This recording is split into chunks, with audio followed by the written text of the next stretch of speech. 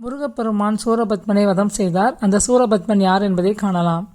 காசியப்பர் என்ற முனிவருக்கும் மாயை என்கிற பெண்ணிற்கும் சூரபத்மன் மகனாய் பிறந்தான். அவனுக்கு தாரகன் என்ற அண்ணனும் சிங்கமுகன் என்கிற தம்பியும் இருந்தனர். பதும கோமலை என்ற பெண்ணை மணந்து பானுகோபன் என்ற மகனை பெற்றான். சிவபெருமானிடம் 1008 அண்டங்களை ஆளும் வரத்தையும் சிவனின் வழி வந்தவர்களைத் தவிர வேறு யாராலும் தன்னை அழிக்க முடியாது என்ற வரத்தையும் அவன் பெற்றான். அதன் விளைவாக அவன் ஆணவம், கண்மம், மாயை மிகுந்து காணப்பட்டான். சிவபெருமானின் நெற்றிப்பிளமிலிருந்து தோன்றிய திருமுருகப் பெருமான் சூரனை வதம் செய்ய புறப்பட்டார்.